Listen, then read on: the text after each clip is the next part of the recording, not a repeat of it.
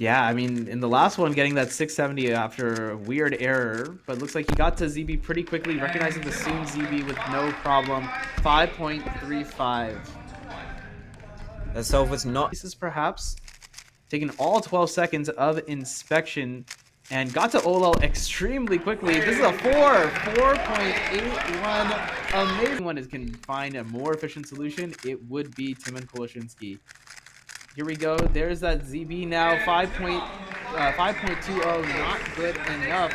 And all of a sudden, we are 2-2. Very similar to what he found in that last solve. If he wants to get a chance at resetting the bracket, 4.57. Oh my goodness! That was some kind of skip, and all happening in a flash. Hey, like I said, it's not a crime to get lucky. Someone was going to get some kind of skip today. Can Tymon beat 4.5? Even the wizard himself, not enough. 6.36, and Dylan Miller again solving well. You just want to keep going. Maybe that's what Dylan's trying to channel. And another. Oh my goodness! 3.49. Dylan Miller with a 3.49, a sub 3.5. Incredible solve from Dylan. What was that? A 4, and then a 3. Dylan is on fire. This solve was incredible. Look at that. He's finished F2L so quickly. This solve was full step. Full step? No skip. Full step? That was a full step.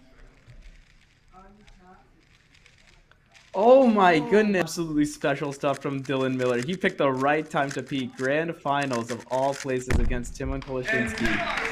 Tymon now 5.16. Dude, even if you're Tymon, how do you answer that when the opponent has taken 3 solves from you with sub 5s and you haven't managed? Can Dylan convert? A big opportunity for him. 6.78 to beat. He's had some pretty good turning and a very solid, very easy ZB there. 5.33. He is up. He's up 2 solves to 1 on giving up a great opportunity there, given that OLL once again, but then the nerves of knowing that he could be up 2-0 against Tymon Koloshinsky. Wow, and this is it, folks. Wow, I wonder, you have to wonder if Tymon is feeling the pressure a little bit, because like I said, if he loses this one, that's a huge shift in the match. Solve here. Dylan Miller could go up 2-0 against Tymon Koloshinsky. Needs to execute here. Fast ZB recognition, 5:02. Very solid. That is the type of time Tymon needed, and that is going to put Dylan to do that timeout if he kind of got iced a little bit. Surely Tymon was just looking to do well himself, and unfortunately the long last layer was not able to do it. Dylan actually had a huge chance there of potentially taking this one. Not sure if it was a +2. It doesn't really matter at the end of the day. And Tymon got away with this one. How did Tymon win this set? Ton against Tymon this entire week in between Berkeley and San Diego.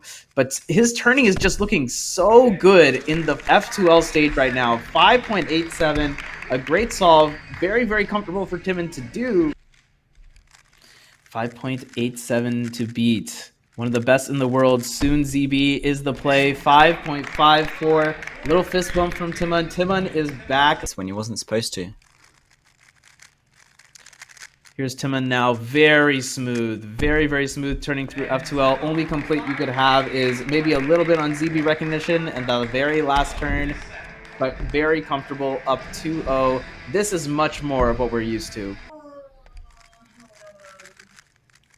6:26 the time to beat, and it's just too comfortable for Tymon. 4.84. Wow, that is a Tymon set. The Titan Tymon has woken up from his slumber. He is now up 2-1 after winning back-to-back sets. Very dramatic fashion, and he only needs one more to close this out and put an end to PSL Berkeley. Oof.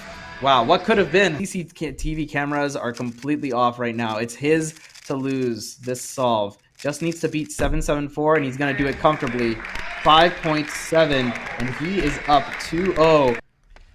Now, can Tymon reverse sweep and end the entire competition right here? An incredible solve from him, 4.37. He's pumped. It means so much to him because Dylan is almost certainly not going to beat that. Just incredible.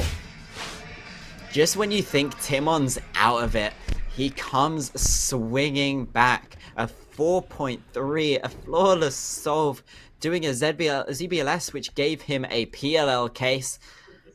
And a good celebration from him. But this is very, very interesting. Dylan up on set point.